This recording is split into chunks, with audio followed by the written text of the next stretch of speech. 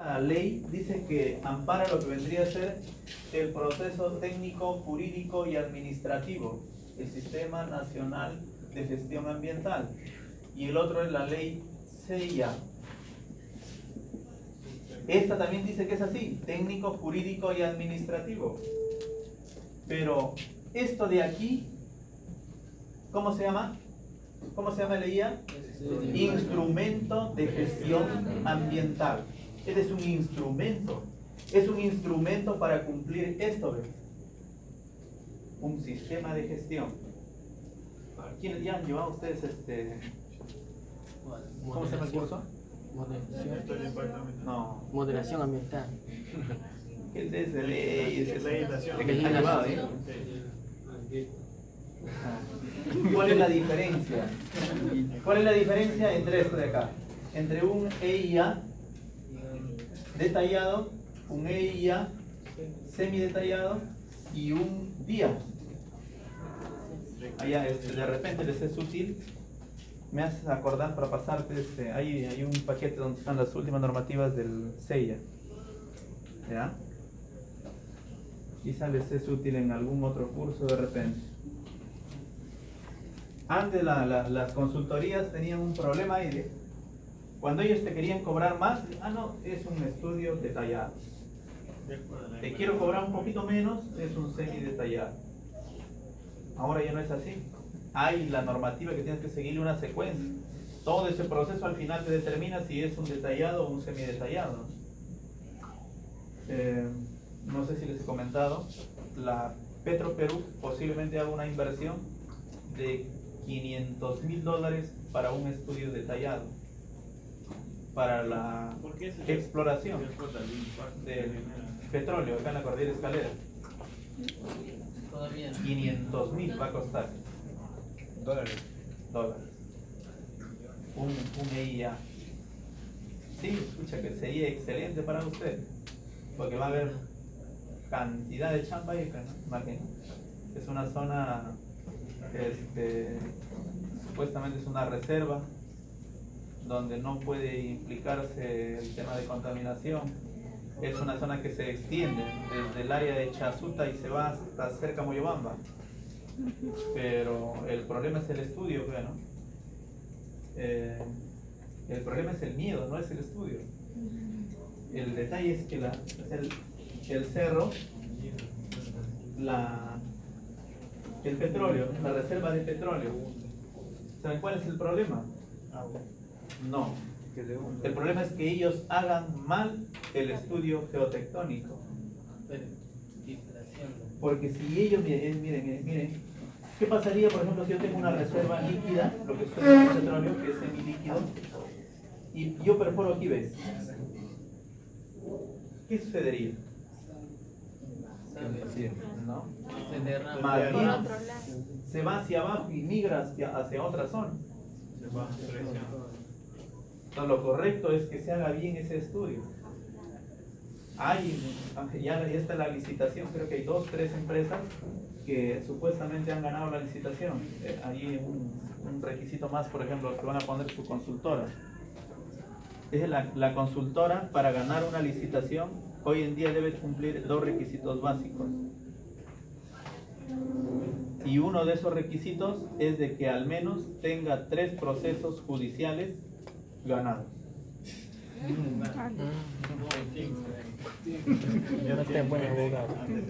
Claro.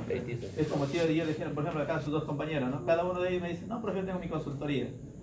Y acá a él le han denunciado como 20 veces, todos lo ha perdido. En cambio, él 3 nada más y las 3 lo ha ganado. Significa que él tiene más credibilidad. Posiblemente él lo ha ganado porque ha sido fraudulento. O posiblemente no haya realizado sus trabajos como debe ser. Entonces también esas cosas hoy en día se tienen en cuenta, ¿no? Aparentemente no tiene mucha importancia, pero sí, en los temas de licitación del Estado, hoy en día es vital, ¿no? Que los procesos judiciales sean a favor de la consultora. La coima también. Y su coima también, dice compañero. Y en las sectoriales, ya, bueno, acá están, ¿ves? El DIA y el EIA, ¿ya están llevando ese curso, ¿eh? El ciclo que viene.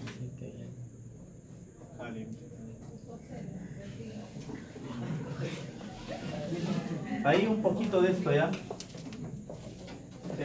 La evaluación de impacto ambiental que se hace en base a, son dos métodos. Un método es método de identificación y el otro es un método de valorización. O sea, el método de identificación justamente permite, ¿no?, identificar los posibles impactos. Una vez que los identificas a esos impactos, los tienes que valorar. Hay métodos que son los dos, o sea, sirven para identificar y sirven para valorar. Esos métodos, dice, pueden ser de dos naturalezas. Pueden ser cualitativos o pueden ser cuantitativos. En el caso de estos métodos, los más utilizados, hay por ejemplo el de Vatele, así se pronuncia, pero se escribe Vatele. Algunos dicen Badel. Hay otro que es por ejemplo el de Leopold y se escribe Leopold. Y hay muchos más en realidad, ¿no? Ahí están por ejemplo las matrices. Hay matrices divergentes, hay convergentes y hay otra que es las redes de encadenamiento. Ya, pero es en ella. Más o menos para que tengan una idea, ¿no?, cómo se procesa esto. O sea, primero se hace uso de métodos de identificación y luego se hace uso de métodos de valorización. Y hay métodos, así como les decía, hay cualitativos y cuantitativos. Estos métodos, por ejemplo, son descriptivos, ¿no?, los cualitativos. Y dentro de ellos están las redes. Y las redes se entiende, ¿no? ¿Qué significa divergente? Significa que inicia así y poco a poco se va haciendo así. Esto, por ejemplo, se aplica en proyectos de mediana envergadura o a corto plazo. Porque imagínate un proyecto a largo plazo, ¿no? Te vas a terminar al final, ya no va a alcanzar dónde vas a escribir en tu hoja de datos. Y las otras, ¿no?, que son las convergentes, que es al revés. Inicias de algo grande y vas convergiendo en más pequeño, ¿no? Así. Esas son las redes de encadenamiento, o sea, ¿ya?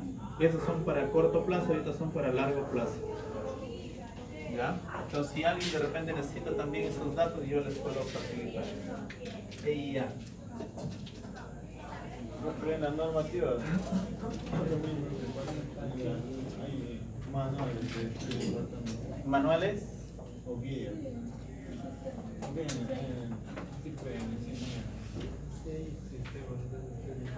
Sí, pero o sea, no te dice, ¿no? ¿Sabes qué? Si tú, por ejemplo, vas a hacer un estudio de impacto ambiental, imaginémonos, para la construcción de una empresa, de una planta de tratamiento de aguas residuales, tienes que seguir esta secuencia. No te dice. Ya tendrías que entender lo que hacen las consultoras. El método más apropiado es este. Siempre siguen eso. Lo vas a encontrar en transporte, lo vas a encontrar en minería, lo vas a encontrar en construcción y vivienda, lo vas a encontrar en saneamiento. Siempre lo vas a encontrar ahí. Quizás porque él es esto y es esto a la vez. Si tú aplicas Badel, por ejemplo, es un problema, porque solamente te hace identificación y tendrías que aplicar otros métodos. Hay, por ejemplo, dependiendo también, ¿no?, si es un área urbana, es un área restringida, o es un área con coberturas boscosas, de flora y fauna. Es también ahí criterio ya de la consultora que tiene que aplicar esto. Ya. El proyecto. ¿Saben cuáles son las etapas de un proyecto? 7 etapas son las obligatorias. Caracterización de un proyecto. ¿Cuáles son las etapas de un proyecto? Ahí solamente está uno. Esta es la que inicia. Así se llama. Etapa de prefactibilidad. Luego viene la etapa de factibilidad, y te menciona su compañero, ¿no? Reinversión. La de factibilidad, preinversión, posinversión, Y de seguimiento. seguimiento y control, cierre definitivo y cierre parcial y cierre definitivo. Y antes de eso, lógicamente se entiende que está el diseño, ¿no? Entonces esto también ya, ahí está justamente el curso anterior, debería estar esto ahí. ¿Les han hecho algo de esto o no? Sí. Solamente que sea resumir como Invierte Perú, profesor. De los 7 pasos creo que sea.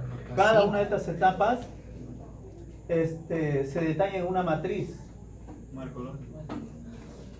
Ya no se llama matriz de marco lógico. ¿Cómo se llama? Hay como matriz. ¿Cómo se llama esa matriz?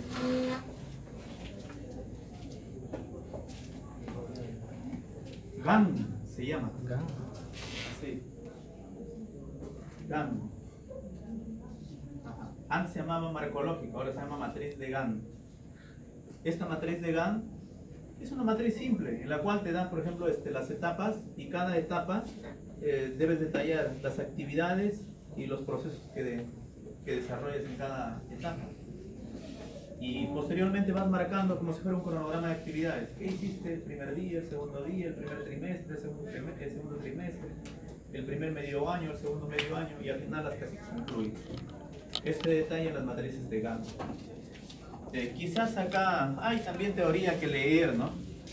Pero ya no es el curso esto. Simplemente para, por ejemplo acá, lo importante de la etapa de prefactibilidad es justamente la evaluación del costo-beneficio. En eso estaba y al final nos salimos del tema. ¿Por qué les decía un proyecto a corto plazo, a mediano plazo o a largo plazo? Depende de los ingresos de la población. Pensé que me ibas a decir otra cosita más por ahí iniciaste, pero no fue esa la finalidad. Es de acuerdo a la retribución. O sea, si yo, por ejemplo, voy a invertir 20.000 soles en un proyecto, ¿en cuánto tiempo se va a revertir esa inversión? Aparentemente es que, usted, por ejemplo, EMAPA construye, ¿y qué? ¿En cuánto tiempo ellos van a recuperar esa inversión? Si ellos consideran que es a corto plazo, pues se supone que el proyecto durará así, será su tiempo de vida útil en corto plazo. Y en ese corto plazo, ellos nuevamente recuperarán esa inversión. Entonces acá es eso. La etapa de prefactibilidad es la evaluación que está aquí, ¿ve? Técnico-económica, en base al balance costo-beneficio del proyecto. Si yo considero que mi proyecto va a ser justamente un proyecto de gran envergadura, tendrá que ser un proyecto a largo plazo. Y se sospecha que la retribución económica de la inversión justamente se debe recuperar en ese tiempo de largo plazo. Un tiempo de largo plazo significa de 25 y 50 años. La licitación que hizo el Estado para telefonía, ¿no? La Telefónica ha tenido sus años del boom, ¿no? Hasta el año 2035 estaba su licitación. El Estado tenía que hacer ahí unas jugadas para que puedan ingresar otras operadoras. Y si no, seguiríamos fregados, ¿eh? Con la imposición. Yo les voy a comentar un caso ahí. El año 2000 estaba en la universidad todavía y recuerdo que teníamos telefonía de casa, teléfono fijo, y solamente mi tía nos llamaba una vez a la semana, creo que era. Pagábamos algo de 78 o 87 soles, uno de esos dos valores, y resulta que cuando vamos a pagar el recibo 300 soles teníamos. Supuestamente habíamos hecho llamadas al extranjero, ni siquiera tocábamos el teléfono para otra cosa. Y al final, no sé qué hizo mi tía, pero yo recuerdo que un día lo escuché ahí que les decía su vida a la operadora.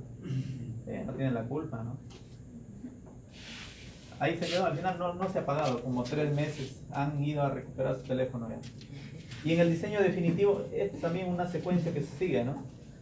Por eso les decía, esto es parte de esto, ¿ves?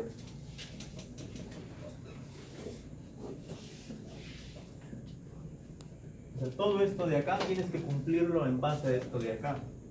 Donde te piden requisitos, ¿no? Si estás en la etapa de prefactibilidad, tienes que cumplir con una serie de requisitos. Si pasas a la siguiente etapa en factibilidad, la siguiente, en este caso, otra serie de requisitos. Y al final, todos esos requisitos deben estar en base al Sistema Nacional de Gestión Ambiental. Pero el Sistema Nacional de Gestión Ambiental tiene su pilar, que es este. Este es un requisito fundamental para el inicio de actividad. Si tú no cumples con el proceso de evaluación de impacto ambiental, lógicamente no vas a poder iniciar actividades. Ya sabemos que dentro de este EIA están los planes, ¿no?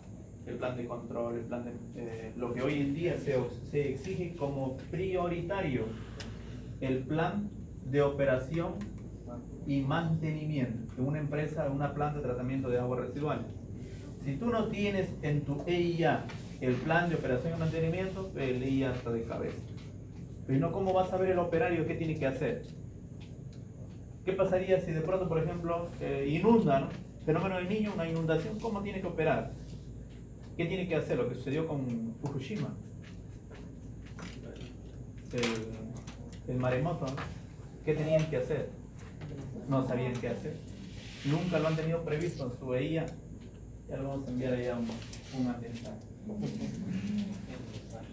Y esta es la secuencia acá, ¿ves? Ahí está el diagrama de Gantt. Gantt, acá está el cronograma, ¿sí? ¿Ves? Ajá. Gantt, con doble T, cronograma de Gantt. La primera etapa, que es la memoria descriptiva, ¿no? Para el inicio de las actividades, para el inicio de la EIA, es la memoria descriptiva. Y yo les decía, siempre confunden la memoria descriptiva. Perdón, acá hay un lapsus. Primero es la línea base. La línea base.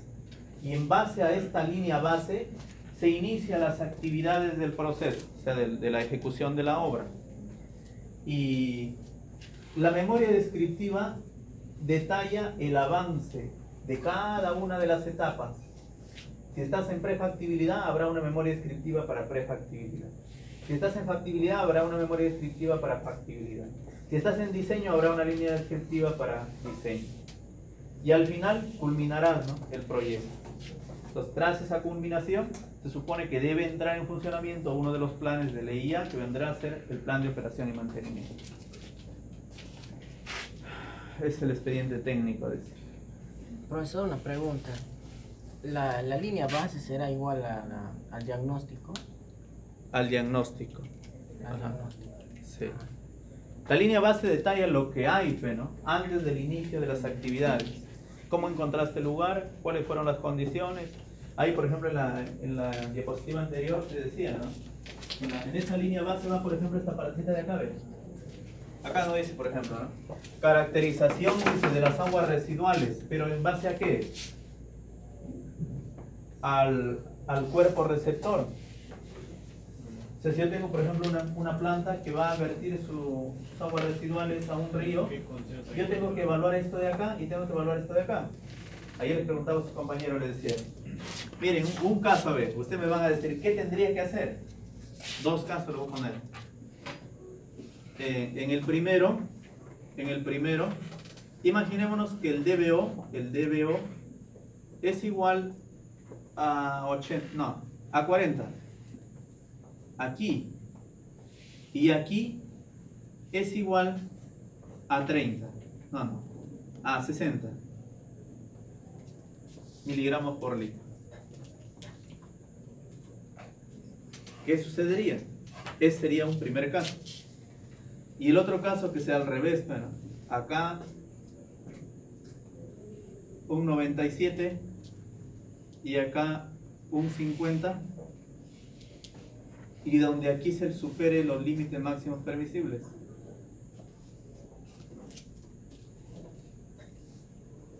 Es el estudio de caracterización del cuerpo receptor. Se entiende que, o lo lógico sería que aquí sea bajo y aquí sea alto, como sucede acá, ¿ve? Pero ¿qué pasaría si aquí es alto y aquí es bajo? Problema, por eso. ¿Qué tendrías que hacer? No hay un tratamiento antes del vertimiento. ¿Qué se espera implementar ahí? En el EIA, se supone que en el EIA están todos los detalles de los planes.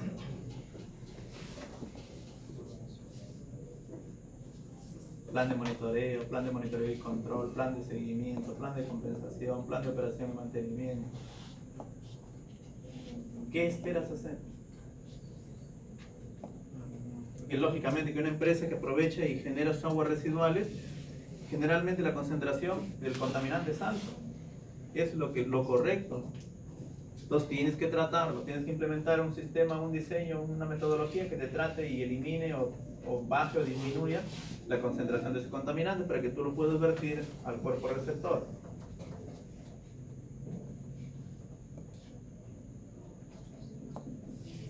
¿Qué sucede ahí? O simplemente lo vertiría, no pasaría nada. ¿Qué se hace?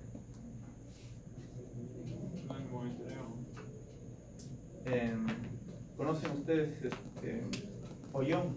¿Han escuchado alguna vez de Ollón? No, su olla que preparan sus Juanes, ¿eh? Una Ollón.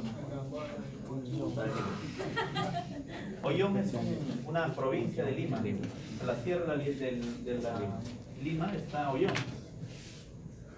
Y justamente ahí hay una minera dedicada a la producción de carbón industrial, carbón mineral. Y ellos, en una de sus etapas, también producen carbón activado como uno de los productos de mejor calidad de toda su extracción.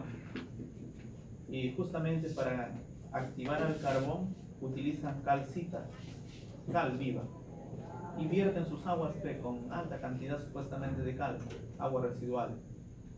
Pero hay un río, que es el río, no me acuerdo cómo se llama el río, no me acuerdo cómo se llama el río, pero el río tiene más alto contenido de cal que su agua residual. Y eso fue la primera vez que sucedió esto así. ¿Qué hacer en ese caso? Nunca antes se había visto un caso así, ¿no? Entonces ellos exponían, recuerdan en ese informe, porque es un informe trimestral, como si fuese parte de lo que vendría a ser, por ejemplo, una memoria descriptiva, ¿no? Pero ellos ya estaban en operación. Pero ellos informaban, o sea, parte de su monitoreo y control, hacían un informe. Y allá, creo que en el curso anterior les mencionaba, por ejemplo, de las audiencias públicas, de los cabildos abiertos, pues ellos están en la potestad, ¿no? Aquí, por ejemplo, la municipalidad hace de vez en cuando cabildo abierto, llama a una sesión de toda la población y le informa. La municipalidad ha recibido tanto dinero en el año 2017, se ha invertido tanto, se ha invertido tanto, se ha invertido tanto. Entonces igualito es acá. Estas empresas también están en su obligación de informar a la población qué es lo que hace, cuál es el beneficio de ellos y cuál es el beneficio de la población. Que la idea es que la población donde se desarrolle se beneficie también de alguna manera. En muchas empresas lo que hacen, ahí nada más ellos se benefician y nunca generan un avance, digámoslo, en el tema no solamente económico, ¿no? En el desarrollo de esa población. Seguramente ustedes han escuchado alguna vez que dicen, una empresa tal está construyendo jardines, está construyendo postas médicas. Entonces es parte del crecimiento no solamente de la empresa, sino también del lugar donde ella se desarrolla. Entonces, ¿cuál es la secuencia a seguir ahí?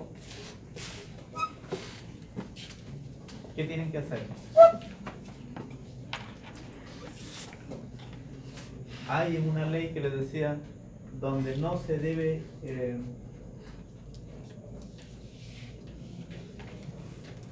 superar o disminuir el 50% del caudal. Está en el manejo técnico.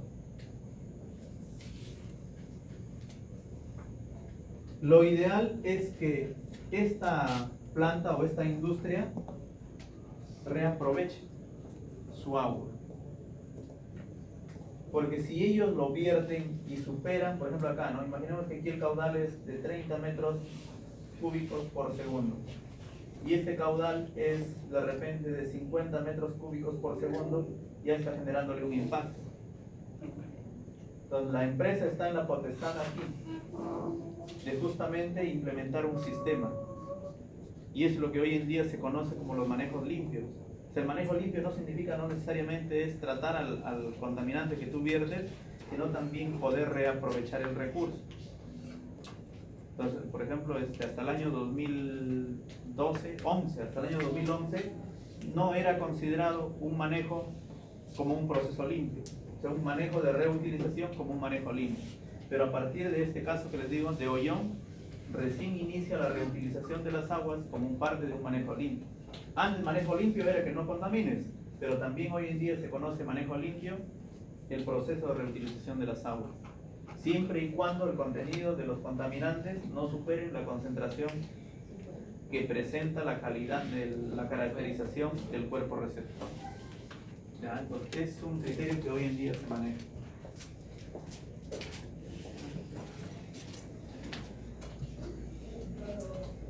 Consideraciones preliminares. Ahí terminaré. Esta es parte del estudio técnico, ¿no? Las evaluaciones que se hacen en base a la población que se va a beneficiar del proyecto, los estudios demográficos, dice ahí. Ahí hay varias evaluaciones que se hacen a la población. La población económicamente activa, los dos más conocidos, ¿cómo se llaman? El que nace y el que muere, ¿cómo se llama? La tasa de natalidad y la tasa de mortalidad. Entonces, eso se evalúa ahí, el crecimiento poblacional. Pero la idea es justamente beneficiar a los grupos poblacionales de mayor riesgo. Entonces, si yo tengo una empresa o voy a implementar un proyecto en donde encuentro, por ejemplo, que la tasa de natalidad es alta, tengo que beneficiar a esa población. Si yo tengo que la tasa de mortalidad de repente es, nosotros estamos a los 75 años. O sea, supuestamente, según los estudios que maneja el Ministerio de Salud, nos dice que la población en el Perú, su tiempo de vida activa es no más de 65 años. Estados Unidos está en los 78 años y nosotros estamos en 65 años. Se espera que para el año 2025 esto alcance el 67%, perdón, 67 años. Entonces, les decía, ¿qué pasaría, por ejemplo, si esto tú en base a las encuestas que realizas para los factores demográficos, encuentras que la población no vive más de 50 años? Entonces, ese sería el beneficio al que tú tienes que orientar. ¿No? Orientar que la retribución que va a recibir la población sea ese grupo, como un grupo de riesgo prácticamente, ¿no? La caracterización del terreno. Esta caracterización del terreno va a depender, por ejemplo, lo que hoy en día se exige, ¿no? En los planes de contingencia, que todos los sistemas o las plantas de tratamiento o los sistemas que se imponen dentro de las plantas de tratamiento justamente aparezca dentro del diseño el plan de contingencia en el caso de riesgos, inundaciones, fenómeno del Niño, terremotos, tsunamis y toda esa cosa. Entonces, antes no había ese criterio, ¿no? Construías una planta y si de pronto una precipitación pluvial se inundaba la planta, se colmataba la planta y adiós. Ya no había nada que 25 años, que 5 años, que 15 años. Se terminaba el tiempo de vida útil en un tiempo no establecido. El otro caso es la caracterización del agua residual. Esto ya es parte de lo que vendría a ser el tema de reutilización, ¿no? Hoy en día se exige que las aguas residuales sean reutilizadas, no necesariamente por la empresa, sino para otro grupo poblacional, ¿no? Las empresas prestadoras de servicios para tratamiento de aguas residuales municipales, siquiera, dice, deben vertir su agua como un agua accesible para riego de vegetales. En la costa se exige eso, ¿no? La costa sufre un problema de agua o de escasez de agua, en la cual las plantas de tratamiento de aguas residuales, su agua que lo vierten, justamente debe tener la calidad siquiera, como en la categoría 13, ¿no? Agua de riego de vegetales y bebida de animales. Ingeniero, y ahí es Biólogo. Y ahí lo que es la producción de caña, y en lo que es la parte del Laredo. Ahí hay varias cosas. Uno es esto, ¿ves? y el otro es esto. El Ministerio de Agricultura tiene una calidad para esto y tiene para esto. ¿Por qué esas aguas que riegan se ven negras? Penlaredo no usa aguas residuales urbanas para riego. Ellos están dentro del proyecto Chavimochi. Mochi. Chavimochi. No, pero sí es cierta parte, por ejemplo, Cartavio sí. Cartavio sí. Penlaredo no. Cartavio sí. Lo que sucede, ¿no? Hay varias plantas. Trujillo tiene varias plantas de tratamiento. La más grande es Covicorti. Pero también tiene una que está en la parte de la Esperanza Baja, por ejemplo, ¿no? Yo nunca he tenido la oportunidad de visitar esa planta. Pero la de Covicorti, por ejemplo, hicimos un estudio el año 2008. También es un caso anecdótico, ¿eh? Esa planta de Covicorti, el lodo, o sea, después de que se formata las lagunas, inicia, ¿no?, con una cantidad de lodo, que es el lodo activo, pero poco a poco se va colmatando, hasta que al final ya no cumple y necesita su mantenimiento. Y ellos lo sacaban y lo vendían a una empresa, y la empresa procesaba este abono. Y se hizo el estudio, pues, para determinar las concentraciones de cromo, teniendo en cuenta que en la parte alta de Florencia Mora, no sé qué son, están las curtimbres, y esas curtimbres hacen uso de cromo. Y la área donde justamente aprovechaban este abono producían maíz, y en maíz se encontró esto, 5000 ppm de cromo, y el límite máximo residual de la FAO es 50 ppm. Pero aparentemente por el resto el agua que se vertía era excelente. Y de pronto pues, bueno, no sé al final cómo se enteraron, pero nunca fue publicado ese artículo. Se quedó, está en la base de datos de Digesa, de la región de Libertad. No sé cómo se enteraron, pero al final se le hizo una demanda a la empresa. Sedapal creo que se llama. Sedapal creo que se llama. Sedalip. Y ellos, su sustento era, no, pero el agua que nosotros vertimos supuestamente está cumpliendo la normativa en base a lo que les decía, ¿no?, de los manejos, de los procesos limpios. Pero este no es un proceso limpio. Ellos más bien, como parte del sistema de tratamiento para el mantenimiento de su planta, generaban justamente el lodo. Y el lodo lo vendían a una empresa, ni siquiera ellos lo utilizaban, lo vendían a una empresa y la empresa lo procesaba y lo volvía a vender a los agricultores. Claro que ahí también es un tema de, lógicamente, no sé, algún criterio técnico de los agricultores mismos, ¿no?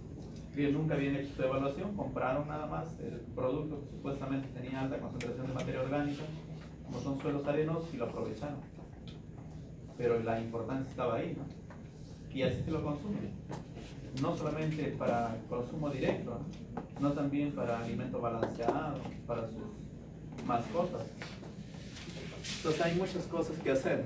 El carácter de las características climatológicas también hoy en día se deben tener en cuenta eso, ¿no? Los aspectos tecnológicos. O sea, acá hoy en día, por ejemplo, la idea es que los tratamientos no solamente sean tratamientos químicos, sino sean tratamientos, digámoslo, combinados, ¿no?, físicos, químicos y biológicos, para evitar, sí, tiene mucha desventaja y ventaja, ¿no? Si yo comparo, por ejemplo, un tratamiento físico, un químico y un biológico. Los biológicos fue así, imagínate una laguna, ¿no?, una laguna, por ejemplo. ¿Cuánto tiempo te demora en tratar un agua residual con un sistema de lagunaje? ¿Cuánto tiempo te demora en tratar un agua residual con procesos químicos? Esto prácticamente es instantáneo. El físico demora un poquito más, el biológico demora mucho más, pero esto de acá es supuestamente más limpio y menos costoso que esto de acá. Aparte, con este químico sigues contaminando. Entonces, todo eso de ahí tiene que ir dentro del expediente técnico como un sustento, ¿no? ¿Por qué yo utilizo esto de acá? ¿Por qué utilizo esto de acá? Entonces, si la empresa las empresas que se dedican, por ejemplo, a tratar aguas y que pueden licitar algún proyecto, tienen que tener estos sustentos. El costo y periodos de diseño de las depuradoras. Esto básicamente relacionan los climas. Uno, el clima, ¿no? ¿Qué pasaría si una empresa, por ejemplo, gana una licitación en la costa? Jamás va a ser su mismo diseño para tratar, por ejemplo, en Puno, en Juliaca de repente, ¿no? Lagunaje aquí, en Juliaca, imposible. Menos 15 grados, todos sus bichos se mueren. Entonces también es parte de esto, de los diseños para determinar los costos, ¿no? No, dice, a mí me trata el mismo volumen en Lima, por este método. ¿Por qué en esta otra ciudad impone otro costo, ¿no? Ajá. Ahí nos vamos a quedar, nos va a quedar 2 diapositivas y pasamos al diseño.